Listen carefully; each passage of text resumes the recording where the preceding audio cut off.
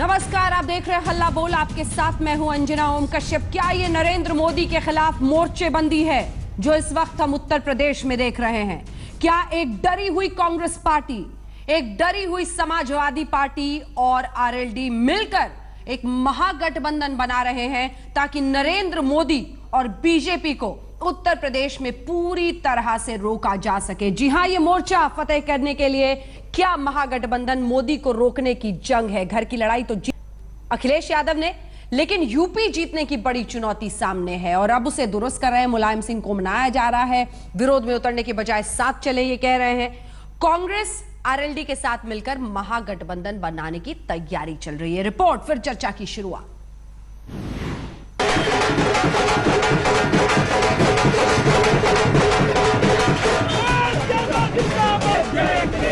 लखनऊ में अखिलेश समर्थकों का जश्न जारी है तो दिल्ली में महागठबंधन की कोशिशें परवान चढ़ रही हैं। गुलाम नबी आजाद ने साफ कर दिया है, कांग्रेस को यूपी में समाजवादी पार्टी की बी टीम बनने में कोई ऐतराज नहीं। कि अलायंस होगा और अलायंस होगा सरकार बनाने के लिए। ये खाली अलायंस नंबर बढ़ाने के लिए नहीं होगा, सत्ता में आने के लिए नंबर होगा। और मुझे पूरा विश्वास है कि ये सपा कांग्रेस अलायंस अगली सरकार उत्तर प्रदेश के अंदर बनाएगी। पार्टी का इरादा देखते हुए शीला दीक्षित ने भी कदम खींच लिए हैं। दिल्ली में विकास का चेहरा रही शीला दीक्षित को यूपी में अखिलेश का चेहरा ज्यादा मजबूत दिख रहा है। अखिलेश चीफ मिनिस्टर है और उसमें मैं भी दो चीफ मिनिस्टर तो एक गठबंधन में हो नहीं सकते, तो मैंने कुछ रोज पहले ही ये कह दिया कि यदि गठबंधन होता है तो मैं फिर इस पोस्ट से दूर हो जाऊंगी। शीला दीक्षित यूं भी यूपी का चुनाव बेमन से ही लड़ रही थी, लेकिन कांग्रेस कार्यकर्ताओं को समाजवादी पार्टी से तालमेल गले नहीं उतर रही। इसीलिए दिल्ली में कांग्रेस दफ्तर पर जैसे ही तालमेल का ऐलान हुआ, कार्यकर्ताओं के दो गुट आपस में गुत्थम गुत्था हो गए। हम 403 में लड़ते, हमारी सीटें ज्यादा आती और जब ज्यादा आती, चाहे मायावती हो चाहे मुलायम सिंह हो, हमारे पीछे घूमते कि हमें समर्थन दे दो, हम सरकार बनाएंगे। समाजवादी गठबंधन में तीसरी पार्टी चौधरी अजीत सिंह की राष्ट्रीय लोकदल होगी, जिसका पश्चिम उत्तर प्रदेश में खासा जनाधार है। लेकिन अखिलेश को सबसे पहले मुलायम गुट के आक्रोश पर पानी डालना होगा। अखिलेश डैमेज कंट्रोल में लगे हैं। मीडिया से अखिलेश ने कहा, नेताजी मेरे पिता हैं, ये रिश्ता नहीं बदल सकता। मुझे उम्मीद थी साइकिल चुनाव चिन्ह हमें ही मिलेगा। ये लड़ाई बहुत जरूरी थी। हालांकि हमारे लिए ये खुशी की बात नहीं है। हमारी और नेताजी की लिस्ट में 90% उम्मीदवार कॉमन हैं। गठबंधन पर 1-2 दिन में फैसला। लेकिन दूसरी तरफ अखिलेश गुट ने सुप्रीम कोर्ट में कैविएट भी दाखिल कर दिया है, जिसमें चुनाव आयोग के फैसले को चुनौती देने पर एक तरफा फैसला न करने की अपील है। यानी कदम फूंक फूंक कर रखे जा रहे हैं। खबर है कि मुलायम सिंह अपनी पसंद के 38 उम्मीदवारों का टिकट मांग रहे हैं। शिवपाल की जगह उनके बेटे आदित्य के लिए नेताजी लॉबिंग कर रहे हैं। ये भी दिलचस्प बात है कि जिस शख्स ने अखिलेश को नेता बनाया, आज उसे ही चंद टिकट के लिए चिरौरी करनी पड़ रही है। दिल्ली में मौसमी सिंह और लखनऊ में कुमार अभिषेक के साथ बालकृष्ण। आज तक। दिलचस्प परिस्थिति बन गई है अब उत्तर प्रदेश में, क्योंकि कांग्रेस पार्टी को खुद पर भरोसा नहीं है। ये लोग पहले से शक करते थे, अब यकीन पार्टी ने ही जनता को दिला दिया है, क्योंकि अखिलेश के कंधे पर बंदूक रखकर आगे बढ़ने की कोशिश है। कई खास मेहमान हमारे साथ इस चर्चा में शामिल हो रहे हैं। डॉक्टर अमित पात्रा, राष्ट्रीय प्रवक्ता भारतीय जनता पार्टी, रंजीत रंजन जी, सांसद लोकसभा की कांग्रेस पार्टी की तरफ से। हमारे साथ गौरव भाटिया, समाजवादी पार्टी के प्रवक्ता जुड़ गए हैं। सुधींद्र भदौरिया साहब बीएसपी की तरफ से हैं। Anil Dubey ji national media in charge हैं आरएलडी के, वो हमारे साथ हैं। लेकिन इस वक्त सीधे शीला दीक्षित जी हमारे साथ जुड़ रही हैं कुछ देर के लिए। पूर्व मुख्यमंत्री दिल्ली और पहले कांग्रेस पार्टी की तरफ से मुख्यमंत्री उम्मीदवार थी, लेकिन महागठबंधन की बात के बाद उन्होंने खुद कहा है कि मैं अपने आप को इससे पीछे हटा लेती हूं। शीला जी, बहुत बहुत शुक्रिया आपका हमसे हमारे साथ जुड़ने के लिए। मेरा पहला सवाल आपसे यही, क्या कांग्रेस पार्टी को पूरी तरह से अपने ऊपर से भरोसा उठ गया है? हथियार आपने डाल दिए हैं, अखिलेश के कंधे पर जरा सा कम से कम सामने आने की एक आखिरी कोशिश में कांग्रेस पार्टी है उत्तर प्रदेश में। शीला जी, ये देखिए, उनके साथ धोखा नहीं हुआ है। हम लोग सब कार्यकर्ता हमारे साथ रहेंगे। उनको थोड़ी बहुत डिसअपॉइंटमेंट्स इस वक्त हो सकती है, लेकिन वो समझ जाएंगे कि ये काम क्यों किया गया। इसमें बहुत दिनों बहुत महीनों से ये चर्चा चल रही थी और सबका सोच शीला जी, कार्यकर्ताओं की भावनाएं तो जुड़ी होती हैं, कार्यकर्ताओं की भावनाएं तो जुड़ी होती हैं और उनको धोखा लगेगा नहीं लगेगा, ये आपने पैकेज में देखा कि वो बहुत गुस्सा दिखा रहे थे। कार्यकर्ताओं को ये लगता है कि उनके साथ धोखा है। उनका कहना है कि हम कुछ सीट जीतते, किंग नहीं तो किंग मेकर तो बन सकते थे बाद में, हमारे पीछे अखिलेश और मायावती घूमते की सरकार बनाने में हमारी मदद करो। मेरा सवाल आपसे सीधा है और वो सवाल ये है कि क्या कांग्रेस पार्टी को अपनी ऊपर से पूरी तरह से भरोसा उठ चुका है कि अखिलेश का दामन थाम रहे?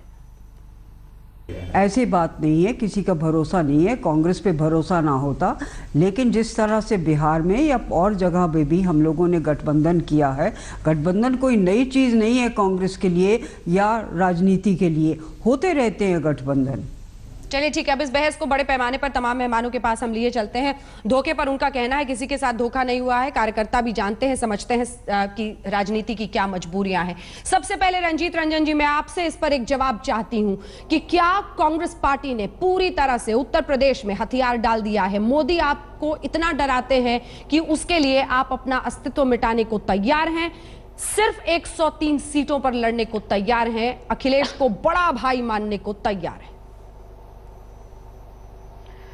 देखिए, आप बार बार शीला जी से भी पूछ रहे थे कि भरोसा उठ गया। मैं तो कहूंगी कि हाँ, सही में इस बात का गारंटी और भरोसा हो चुका है कि वहां पे बीजेपी नहीं आ रही है और उनको बहुत ज्यादा मुंह की खानी पड़ेगी। और निश्चित तौर से अभी वो सेंट्रल में है तो मजबूत है, तो उनको हराने के लिए एक मजबूत गठबंधन की जरूरत थी।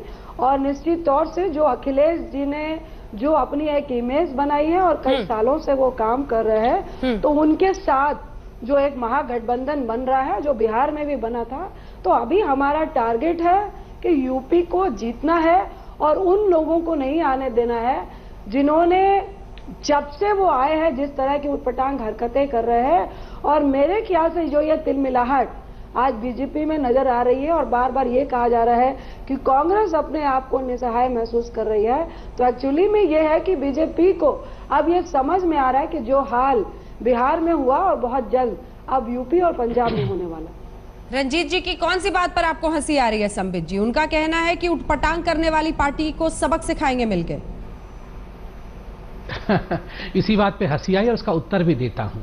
देखिए, मुस्कुराना और हंसना तो हमको चाहिए ही, क्योंकि जब हमारे प्रतिद्वंदी मेन प्लेयर से साइड प्लेयर बन जाए तो स्वाभाविक रूप से कुछ तो कारण होगा। एक ऐसा समय था जब कांग्रेस भारत की राजनीति में मेन प्लेयर होती थी, बाकी लोग उससे कोएलिशन करने के लिए इच्छुक होते थे।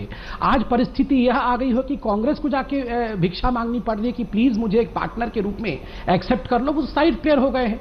दूसरी एक बड़ी बात देखिए, कांग्रेस जहां साइड प्लेयर हो गई है, वहीं अखिलेश यादव जी में भी और समाजवादी पार्टी में भी एक नो कॉन्फिडेंस अपने ऊपर ही बिल्टअप हो गया है। उनका खुद के ऊपर वो आत्मविश्वास नहीं है कि अकेले के दम पर हम यूपी को जीत सकते हैं। तो स्वाभाविक रूप से आज उन्हें कांग्रेस जैसे एक बैसाखी की आवश्यकता पड़ रही है। तो इसमें हम क्यों तिल मिलाएंगे? आप साइड प्लेयर हो गए हैं, उनको बैसाखी की जरूरत पड़ रहे हैं, हम क्यों तिल मिलाएंगे? हम तो केवल विकास के एजेंडे के साथ आगे बढ़ जाएंगे और जनता का आशीर्वाद प्राप्त करके रहेंगे। 10 सेकंड में मैं सिर्फ इतना ही कहना चाहता हूं लास्ट में अंजना जी, कि देखिए, ये गठबंधन कोई नया विषय नहीं है कांग्रेस और समाजवादी पार्टी का। ये तो पर्दे के पीछे की मित्रता आज पर्दे के सामने तिलमिलाहट में आ गई है। 10 वर्षों तक मिलकर सरकार, हाँ बाहरी समर्थन था, एक साथ तो सरकार में नहीं थे यूपीए में, मगर एक बाहरी समर्थन तो था 10 वर्षों तक। और याद कीजिए 2014 के चुनाव में जो फ्रेंडली मैच था उसमें समाजवादी पार्टी ने बिहार दोहराने का डर सता रहा है या नहीं? संबित जी, बिहार दोहराने का डर सता रहा है कि नहीं? ये सच ईमानदारी की बात हो, बिहार दोहराने का डर सता रहा है? ईमानदारी से, हाँ, बिहार दोहराने का ईमानदारी से समझा देता हूं। मैं इसको ईमानदारी से समझा देता हूं। देखिए, जो बार बार कहा जा रहा है कि एक महागठबंधन बन गया उत्तर प्रदेश में, ये गलत बात है। महागठबंधन किसको कहते हैं? अगर किसी सेफोग्राफी जो चुनाव पढ़ते हैं उनको पूछिएगा तो वो कहेगा महागठबंधन उसको कहते हैं, सेफोलॉजिस्ट कहेगा कि जो दो पार्टियां या तीन पार्टियां धूर विरोधी थे एक दूसरे के और लगभग 15 वर्षों तक एक दूसरे के खिलाफ चुनाव लड़े, अगर वो एक हो जाए, जैसे कि जेडीयू और आरजेडी, ये घोर विरोधी थे एक दूसरे के, ठीक है, मगर ये एक हुए तो महागठबंधन। बीएसपी और समाजवादी पार्टी तो अलग अलग है, तो ये महागठबंधन थोड़े ही है। ये पर्दे के पीछे के दोस्त आज पर्दे के सामने आ गए हैं। ठीक है, इस पर मैं जल्दी से अब गौरव भाटिया आपके पास आना चाहती हूं। पर्दे के पीछे के दोस्त सामने आ गए हैं और अखिलेश को खुद भी अपने विकास पर भरोसा नहीं है, बैसाखी बनाकर कांग्रेस का इस्तेमाल करेंगे।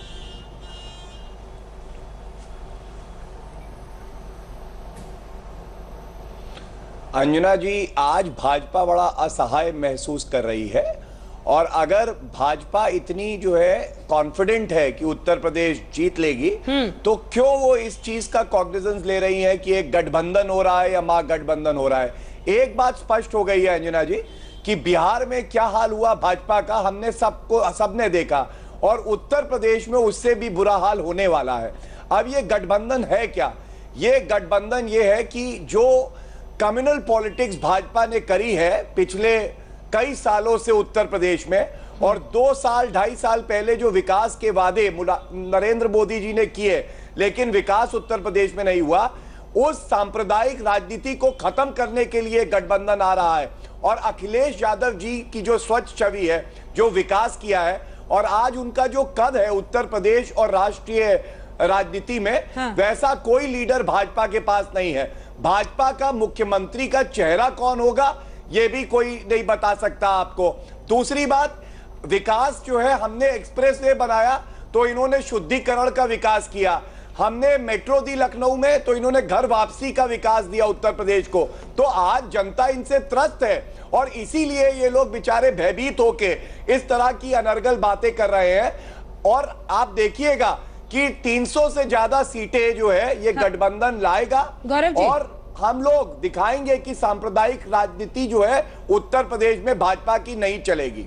गौरव जी, संबित जी कुछ बोलना चाहते हैं, लेकिन उससे पहले एक सीधा सवाल मेरा आपसे है, क्या यह माना जाता है कि मुस्लिम वोट बैंक भ्रमित हो सकता था, उसको रोकने के लिए आपने कांग्रेस से हाथ मिलाया है?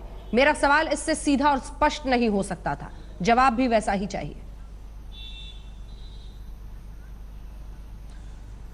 बिल्कुल अंजना जी, मैं समझता हूं कि ये बहुत ही गलत सोच होगी कि हम कहें कि गठबंधन इसलिए हो रहा है कि किसी वर्ग के वोट ना बटे। मेरा ये मानना है कि अखिलेश यादव जी ने युवाओं का वोट, मजदूरों का वोट, छात्रों का वोट, सभी धर्मों के लोगों का वोट और सभी वर्गों के लोगों का वोट पाया है। अगर विचारधारा से जो मिलती हुई पार्टियां हैं, चाहे वो सोशलिज्म हो चाहे सेक्युलरिज्म हो, एक साथ आती हैं, तो ये प्रजातंत्र के लिए बहुत बड़ी जीत है। और इसी से बौखलाई हुई बीजेपी आज एक आर्टिफिशियल मुस्कान संबित जी के चेहरे पे भी मैं देख रहा हूं। आप देखिएगा कि बिहार से भी बुरा हश्र होगा और मोदी जी के चेहरे पे जो चुनाव लड़ने जा रहे हैं, इसके बाद शायद किसी राज्य के चुनाव में मोदी जी के चेहरे पे ये चुनाव दोबारा नहीं लड़ेंगे। ठीक है संबित जी, मैं आपके पास आऊंगी सर, थोड़ा सा रुक जाइए। भदौरिया साहब वो कह रहे हैं कि किसी भी लोकतंत्र के लिए ऐसी पार्टियां एक साथ आए, ये बहुत खुशी की बात होनी चाहिए। बिहार लेकिन यहां पर नहीं हो रहा है। बीएसपी कहां, बाजी मार ली क्या अखिलेश ने? देखिए, ये बात तो सही है कि बिहार नहीं हो रहा है। ये लगभग दिल्ली जैसा चुनाव होगा जहां 3 ताकतें लड़ेंगी, जैसे कांग्रेस लड़ी थी, आम आदमी पार्टी लड़ी थी और बीजेपी लड़ी थी।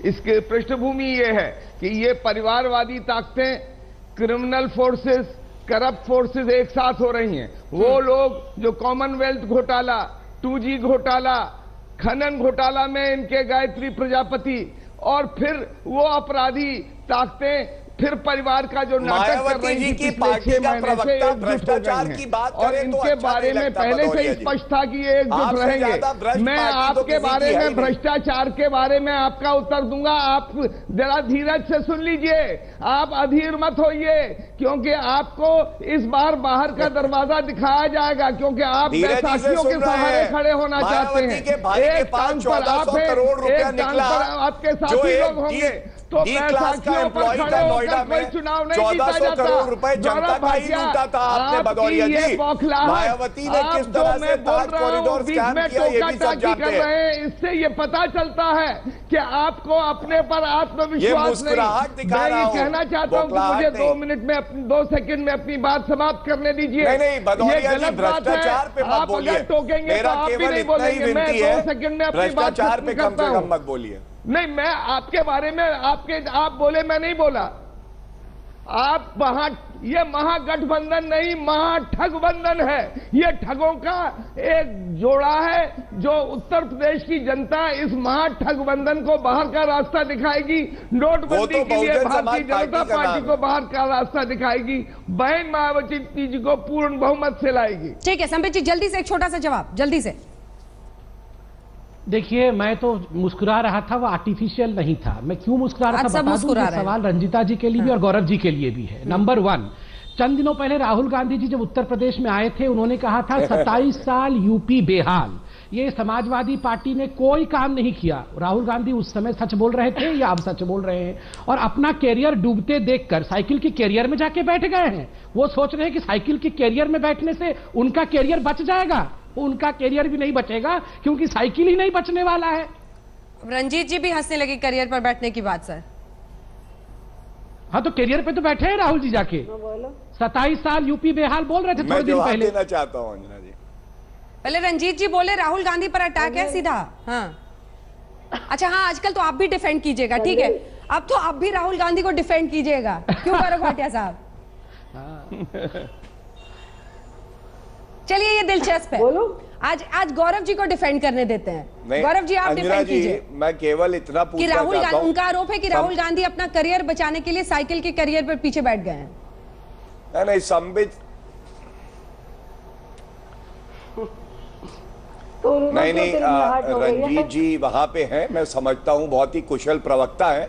कांग्रेस की भी बात करेंगी और राहुल गांधी जी की भी बात करेंगी, लेकिन संबित जी से सिर्फ इतना पूछना चाहते हैं कि आखिर मुख्यमंत्री का चेहरा कौन है, ये तो बता दीजिए। ठीक है, और दिक्कत ये है कि जैसे ही अभी गौरव जी के लिए थोड़ा मुश्किल है रंजीत जी धीरे धीरे आदत लगेगी उनको। अभी गौरव जी के लिए सीधे सामने आकर डिफेंड करना राहुल गांधी को मुश्किल है, क्योंकि अभी राहुल गांधी समाजवादी पार्टी के खिलाफ काफी कुछ उत्तर प्रदेश में। महागठबंधन से क्या मिलेगी महाविजय, इसी पर हम बहस कर रहे हैं। सभी खास मेहमान हमारे साथ बने हुए हैं, लेकिन सवाल यही है कि क्या मोदी को रोकने के लिए ये महागठबंधन बना है, जिसे बीएसपी ठगबंधन कह रही है। संबित पात्रा कह रहे हैं कि सिर्फ और सिर्फ एक तरफ से बैसाखी का काम कांग्रेस पार्टी करेगी अखिलेश के लिए, जिनका आत्मविश्वास डूबा हुआ है, तो दूसरी तरफ डूबती हुई कांग्रेस पार्टी को लग रहा है कि शायद अखिलेश के ही सहारे नैया डूब जाए। लेकिन जो सवाल सब पूछ नहीं रहे हैं लेकिन साफ साफ दिखाई दे रहा है, वो ये कि क्या मुस्लिम वोटों को एक मुश्त करके अपनी तरफ करने के लिए ये राजनीति, ये गठबंधन, महागठबंधन, क्या ये महागठबंधन मोदी को रोकने के लिए है? सवाल ये भी है कि क्या कांग्रेस पार्टी पूरी तरह से हथियार डाल रही है? कांग्रेस ही पार्टी के सभी खास मेहमान हमारे साथ बने हुए जिनसे हम चर्चा कर रहे हैं, खास तौर पे रंजीत रंजन जी, मैं चाहती हूं कि इस कार्यकर्ता की आवाज आप सुने, उसका सवाल सुने और फिर उसका सामना करें। सुनिए। 403 में लड़ते हमारी सीटें ज्यादा आती, और जब ज्यादा आती, चाहे मायावती हो चाहे मुलायम सिंह हो, हमारे पीछे घूमते कि हमें समर्थन दे दो, हम सरकार बनाएंगे। कार्यकर्ता की बात आपको समझ में आ रही है क्या रंजीत जी? वो कह रहे हैं कि हम लड़ते तो कम से कम इतनी सीटें आती कि हमारे पीछे अखिलेश या मायावती आते कि गठबंधन बनाइए। किंग बनने का तो अब कॉन्फिडेंस है ही नहीं, आपने किंग मेकर बनने का भी खो दिया। देखिए, ये 2 तरह के कार्यकर्ता होते हैं। जब बिहार में भी हो रहा था, कुछ ऐसे लोग होते हैं जिनको मालूम होता है कि गठबंधन हुआ तो हमें सीट नहीं मिलेगी। बहुत सारे ऐसे वर्कर होते हैं जिनका बेस नहीं होता है, लेकिन वो इलेक्शन लड़ना चाहते हैं। तो ये बात आप अगर दूसरे वर्कर को दिखाएंगे जो जेन्युइन है, जो अब सिचुएशन देख रहे हैं कि सिचुएशन को हैंडल कैसे करना है, तो ये कोई बड़ी बात नहीं है। मैं संदीप जी का भी जवाब देना चाहूंगी। वो राहुल जी की बात कर रहे थे। एक्चुअली में राहुल जी साइकिल में बैठे, चिंता उनकी ये नहीं है। चिंता उनकी ये है कि राहुल जी के साइकिल के साथ जाने से उनका जो कमल था पूरी तरह से कीचड़ में दब गया है। तो चिंता उनकी वो है। वो बार बार कह रहे हैं आप इतना बड़ा गठबंधन कर रहे हैं, बैसाखी में चल रहा है, तो आप तो इतने छोटे अपना दल से गठबंधन कर रहे हैं। आप अभी से आपको मालूम है कि लोकसभा और विधानसभा में बिहार में शायद आपको 2 सीटें भी नहीं मिल रही हैं। आप बार बार नीतीश जी को घास डाल रहे हैं। आप तो कंटिन्यू हर स्टेट में आप दल को तोड़ने का काम कंटिन्यू कर रहे हैं। अभी वहां पे जाकर आप दही चूड़ा खा रहे थे, आपके सुशील मोदी जी भी चले गए। रही आपकी बहनी तो बोल रही है, हम भी बोलेंगे, भाई बहनी बोलेंगे। तो संबित भाई थोड़ा अपना पार्टी के अंदर झांको। अंजना जी, क्या मैं भी कुछ कर अपना दल को सकता छोड़ हूं? के आप यूपी में दूसरों को इलेक्शन भी लड़ रहे समय हैं। दीजिए अंजना जी। ठीक है, एक बार अरे आपकी बहनी कीचड़ बोल रही है गौरव जी, खुश होइए।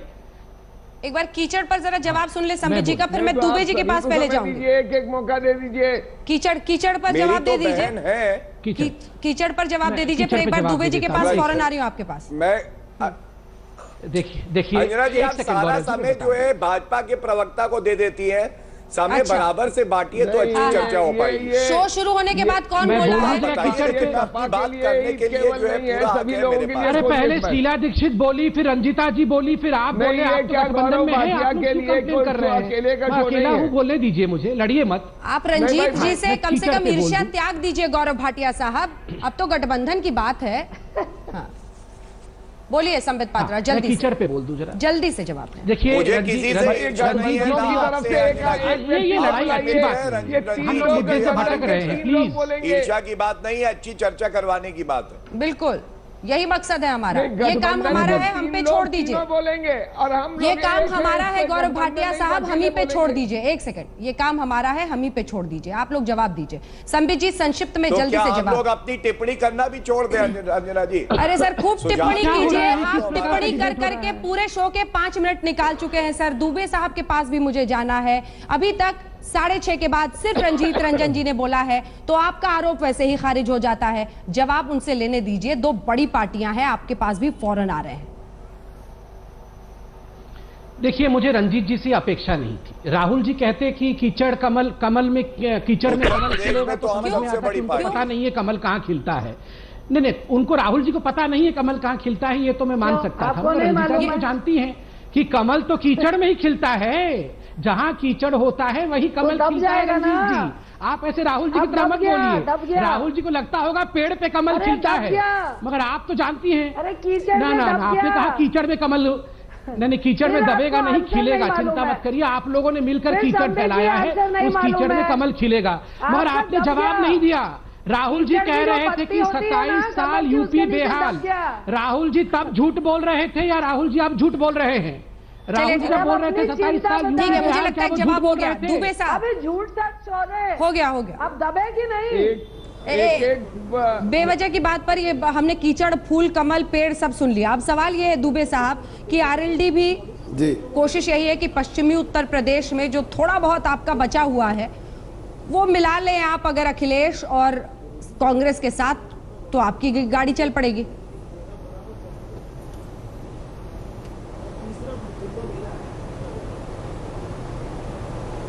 आपकी आवाज अंजना जी नहीं आ रही है सर। महागठबंधन पर आपकी टिप्पणी, मकसद और क्या हासिल होगा आरएलडी को?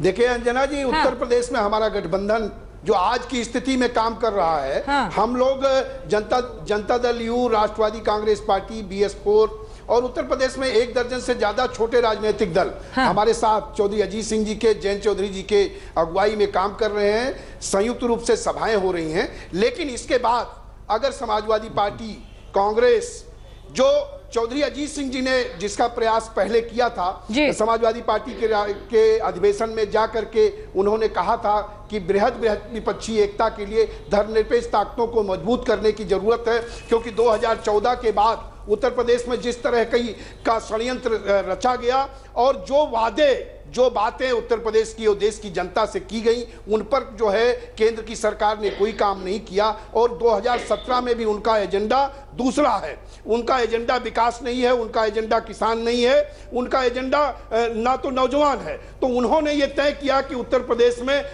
किसी भी तरीके से हम ध्रुवीकरण कराने का काम करेंगे और उस ध्रुवीकरण से बचाने के लिए हम लोग भी, अगर हमारे सामने भी कोई प्रस्ताव आता है तो उस पर विचार किया जाएगा। ठीक है, मैं आपकी इस बात को यहीं पर रोककर एक बार आपको मैं भदौरिया साहब कुछ सुनाना चाहती हूँ। मुझे लगता है गौरव साहब आपको भी सुनना चाहिए और सभी को।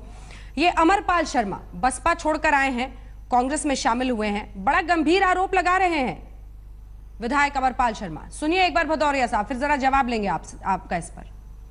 तो ये आप उनसे पूछ लेते तो ज्यादा बढ़िया होता। मेरे पास 5 करोड़ रुपए नहीं है। मैं जनता की सेवा करने वाला व्यक्ति हूँ। मैं कहां से 5 करोड़ रुपए लाऊंगा, आप बताइए। किसने मांगे आपसे 5 करोड़ रुपए? नसीमुद्दीन सिद्दीकी, जो यहाँ पे एक पटवारी का काम करते हैं। किसके लिए मांग रहे थे? पार्टी के लिए, बहन जी के लिए। वहां तो बिगर पैसे कुछ होता नहीं। चूंकि आप भदौरिया साहब कुछ देर पहले बीजेपी पर, तमाम पार्टियों पर आरोप लगा रहे थे कि सब दूसरी पार्टी से लोगों को तोड़ रहे हैं, लेकिन अब बताइए, ये साहब तो कह रहे हैं कि कांग्रेस में इसलिए जाना पड़ा क्योंकि 5 करोड़ मांग रहे थे। नाम भी ले रहे हैं किसने मांगा, बोला नहीं दिए तो हटा दिया गया, जाना पड़ा उधर। ये ऐसा है, देखिए ऐसा है, देखिए मैं आपको बतला दूं, ये सभी लोग जब पार्टी से निकाल दिया जाता है या जब इनका टिकट नहीं होता है तो इस तरह के आरोप, आपको याद होगा बीजेपी में आरके सिंह ने भी लगाया था, सपा में भी कई लोग निकल गए हैं, वो भी आरोप लगा रहे हैं। मैं कहना ये चाहता हूं, इस समय उत्तर प्रदेश के अंदर जो आपने एक प्रश्न उठाया था कि मुसलमान कहां जाएगा, देखिए उत्तर प्रदेश में जिन्होंने मुजफ्फरनगर में दंगा कराया, चाहे वो बीजेपी हो चाहे वो समाजवादी पार्टी हो, और समाजवादी पार्टी के मुखिया और उनके बेटे मुख्यमंत्री वहां पर सफाई में महोत्सव बनाते रहे, ये लोग वहां पर दंगा करते रहे। तो इसलिए उत्तर प्रदेश की जनता तय कर चुकी है, अमन चैन के लिए बहन मायावती जी के लिए गौरव जी जवाब दीजिए, रास्ता नहीं है। गौरव जी जवाब पहले भी अकेले लड़े हैं, 20 साल से अकेले लड़कर 4 बार मुख्यमंत्री रह चुके हैं। 20 साल से अकेले लड़कर 4 बार मुख्यमंत्री रह चुके हैं, 5वीं बार हम जरूर मुख्यमंत्री बनेंगे बहन मायावती जी के नेतृत्व में। अकेले लड़ती है, तीन मुख्य बिंदु, तभी जवाब दे पाऊंगा। हाँ दीजिए गौरव।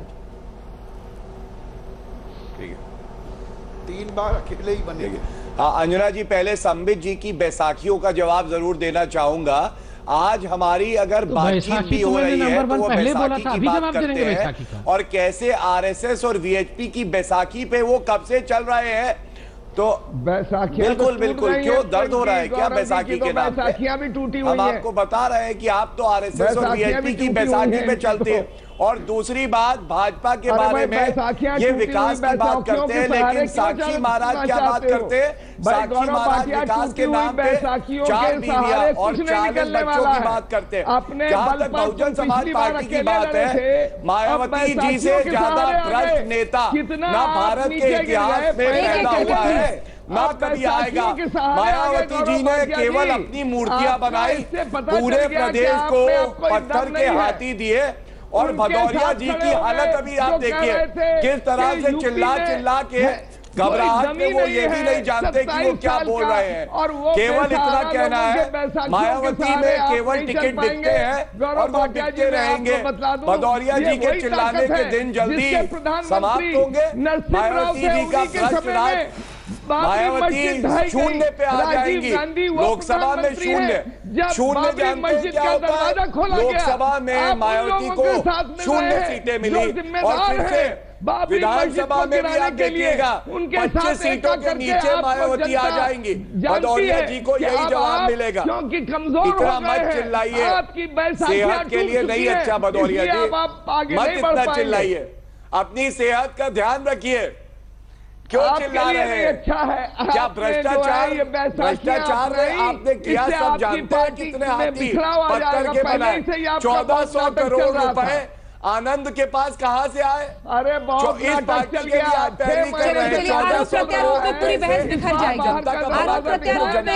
आरोप प्रत्यारोप में पूरी बहस बिखर जाएगी। नोटों की 5 करोड़ की अंजना जी, हाँ। मैं आ जब सकता आपने हूँ क्या? समय दिया तो भदौरिया जी को काफी बातें कहनी थी। भदौरिया साहब, थोड़ा सा रुक जाए। मैं उनका सम्मान करता हूँ, ये समय उन्हें दे दीजिए। बीपीएल के भ्रष्टाचार लोग पे 10-10 कुछ बोलना हजार चाहते करोड़ हो? के मालिक बन गए गायत्री प्रजापति। भ्रष्टाचार पे वो कुछ 10,000 बोलना करोड़ चाहते के हैं। मालिक बन गए गायत्री प्रजापति। संबित, मायावती 50,000 देखिए, करोड़ की 50,000 प्लीज कृपया करोड़ करके ये रुपए देखिए, लोगों को ये मायावती ने पसंद नहीं है हम कमाया ऐसे लड़े। भ्रष्टाचार से। भदौरिया जी, उस पे भी टिप्पणी करिए कुछ। प्लीज संबित जी, प्लीज गौरव भाई, एक मिनट बोलने दीजिए, बोलिए। देखिए अंजना जी, हम लोग काफी लड़ रहे हैं, सब लोग युवा लोग बैठे हैं। मैं एक छोटा सा आंकड़ा रखना चाहता हूं, लड़ाई सब करे, काम की बात भी हो। देखिए, कुल गांव उत्तर प्रदेश में जिसमें 2015 तक इलेक्ट्रिसिटी नहीं पहुंची थी, वो था 1529। 2012-14 में केवल 3 गांव, 2 वर्षों में केवल 3 गांव तक बिजली पहुंची। 15-16 में 1436 गांव तक। बिजली के बारे सर, में मैं आपके बीच में नहीं बोल रहा था, प्लीज थोड़ा जल्दी बोले, वक्त की कमी है। कैसे बोलूंगा? ये चिल्लाने से नहीं होगा ना। गौरव जी को बोलिए चिल्लाना बंद करे। मैं इनके बीच में बोल नहीं रहा था, ये अच्छी ये अच्छा बिहेवियर नहीं है। गौरव जी, आप एक पढ़े लिखे व्यक्ति हैं, मैं आपके समय नहीं बोला। साक्षी महाराज ने कहा इलेक्शन। अंजना जी, मैं पढ़े लिखो, मैं चाहता हूं कि पढ़े लिखे लोग पढ़े लिखे की तरह व्यवहार करें। मैं इंतजार करूंगा जब तक आप नहीं टोकेंगी। पूछूंगा आपसे। नहीं, मैं ऐसे नहीं, मैं अंजना जी पे छोड़ता हूं। अंजना जी, आप चाहती है मैं बोलूं तो मैं बोलूंगा। 10 सेकंड में, लेकिन आपको अपना पॉइंट बोलना होगा। यहाँ से मेरे लिए मुमकिन नहीं है कि मैं किसी के पास समाई। जल्दी से आप जवाब यहाँ ऐसे लड़ाई करके तो नहीं हो सकता है ना। मैं दिखाना चाहता हूं कि भारतीय जनता पार्टी डेवलपमेंट के एजेंडे पे लड़ना चाहती है। यहाँ जिस प्रकार तू मैं हो रहा है, ना तो चुनाव में और ना ही डेवलपमेंट के एजेंडे में भारतीय जनता पार्टी डेवलपमेंट का एजेंडा सेट कर रहे हैं। चाहती है। साक्षी महाराज अपने बयानों से डेवलपमेंट का एजेंडा सेट कर रहे हैं। आजम खान क्या कर रहे हैं? आजम खान कौन सा एजेंडा सेट कर रहे हैं, ये बता दीजिए हमें। आजम खान भारत माता को डायन कहते हैं। आजम खान मुस्लिमों को लेकर जो कहते हैं, आजम खान हिंदुओं के लिए जो कहते हैं, वो सब क्या वो डेवलपमेंट का एजेंडा है? ये झांकी है उत्तर प्रदेश की राजनीति की और सियासत की, जिसको हम आने वाले दिनों में देखेंगे, क्योंकि उत्तर प्रदेश में अब एक तरह से चुनावी बिगुल बच चुका है। और इसी के साथ जिस तरह के तेवर आप देख रहे हैं, वो आने वाले वक्त में और भी सख्त होते दिखेंगे। जिस एक शब्द का सबसे ज्यादा विपक्षी पार्टियां इस्तेमाल कर रही हैं, वो है फिरका परस्त ताकतों को रोकने के लिए। तो क्या ये अवसरवादिता है? जी हाँ, यही है वो महागठबंधन का दूसरा नाम जो देखा जा रहा है इस वक्त उत्तर प्रदेश में। अखिलेश यादव और राहुल गांधी मिला रहे हैं हाथ, साथ में जयंत चौधरी भी आरएलडी के, और कुछ और पार्टियों के शामिल होने की बात। देखते रहिए आज तक।